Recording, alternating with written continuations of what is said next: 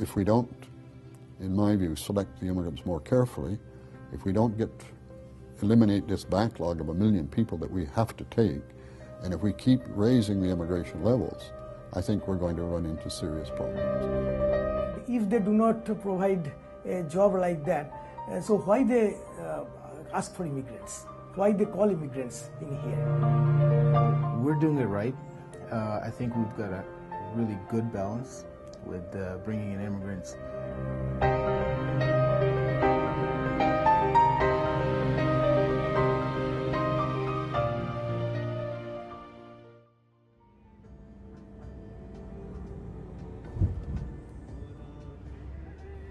Seven in the evening, Toronto, Canada. Temperatures peak at over 40 degrees Celsius. Sheikh Najib has just started his second shift. He works in a garage by day and drives cabs by night. He has a family to support, not just in Canada, but at home in Pakistan as well.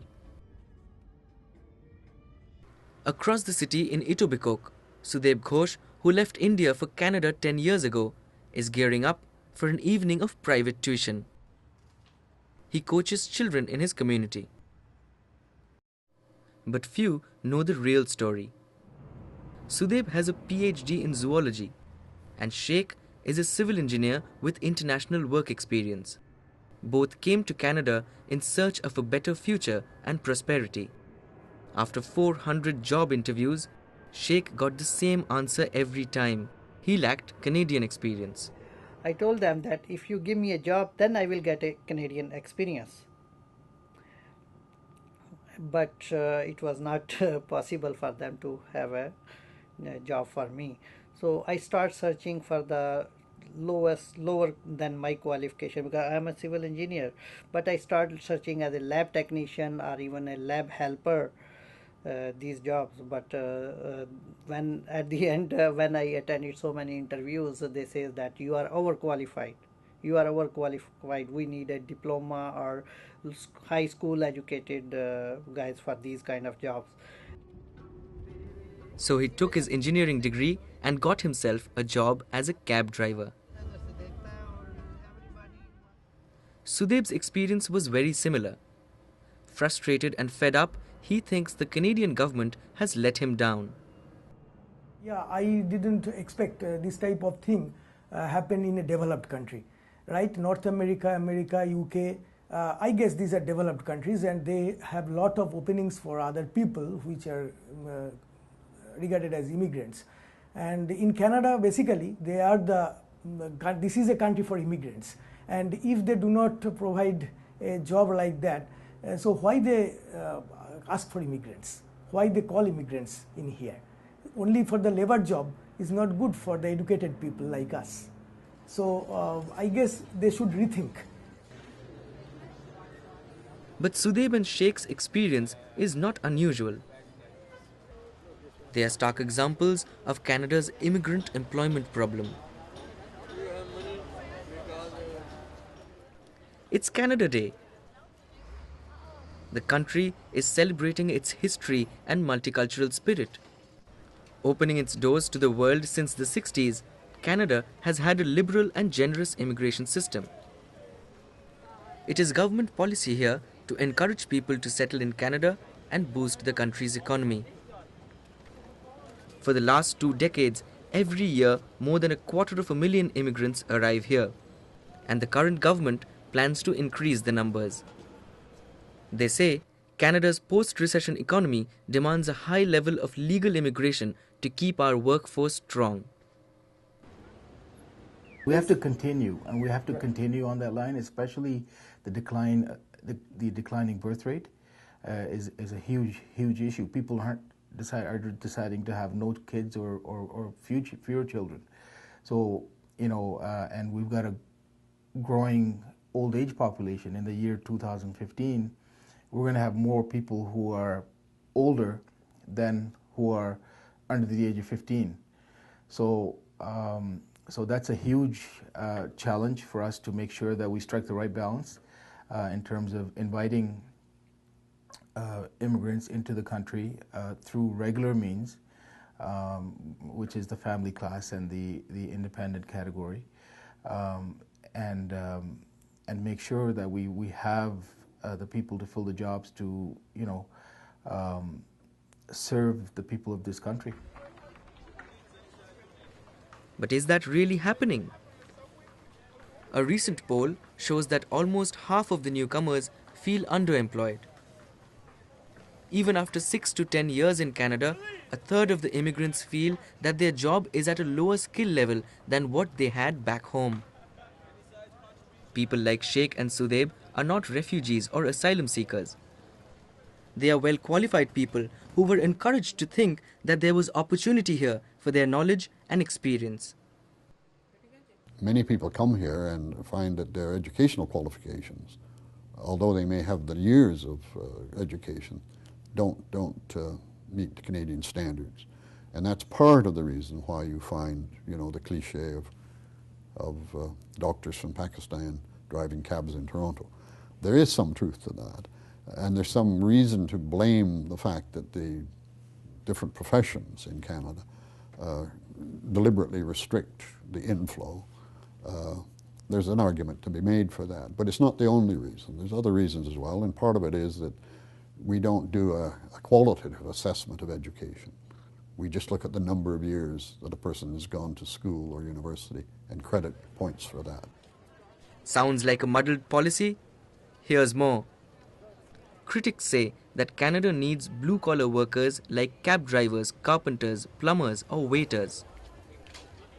It is confusing then that the government continues to bring in skilled professionals with high educational qualifications. The assumption is, as long as we get someone who's really highly educated, who actually had professional work experience, then it's fine. They would be able to survive and, to swim, and integrate well. The selection criteria is mainly, identified as educational, achievements and professional work experience. But I think a few things that we did not realize was, one, the sheer volume of the expansion of newcomers, from, about 100,000 and triple that, to, 250,000. And I think at one point, we actually received 280,000 permanent residents. So when you have, a few of them actually had adjustment needs, adjustment issues, we're talking about we are tripling or quadrupling, the problems that we had experienced. Canada prides itself on its generous immigration policy. Last year, more than 250,000 immigrants came to Canada. But given the problems faced by recent immigrants and an unemployment rate of over 7%, the big question is, can Canada carry on encouraging people to come here? Or is it time for the government to rethink policy and reduce the numbers? Spadina Market, Chinatown of Toronto and the hub of Chinese business. But as many as 1/3 of Chinese immigrants here leave Canada forever. Still, the Canadian government is reluctant to change its immigration policy.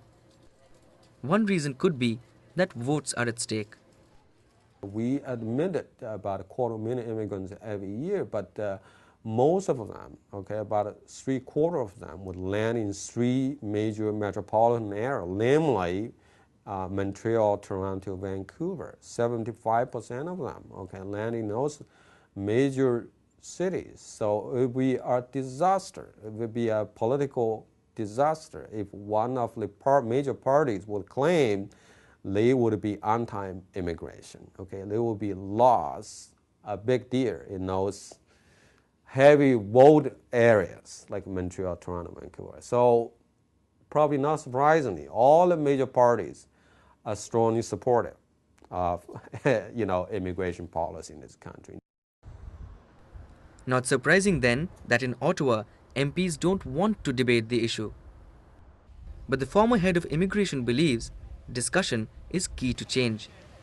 He says this is precisely what is essential both in the Parliament and in the public.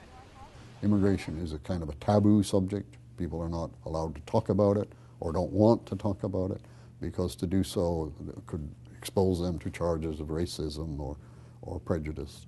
And so it's a kind of a subject that doesn't receive much attention. It's not something that's discussed in the public forum, or certainly, as I say, in our parliament. And that's of concern, I think, to me and some others who were very proud of our record in the past of how well we did manage immigration.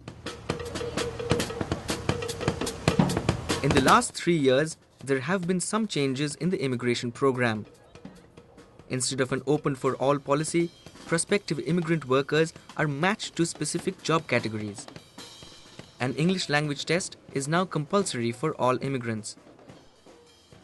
But the changes are not clear to anyone abroad planning to emigrate.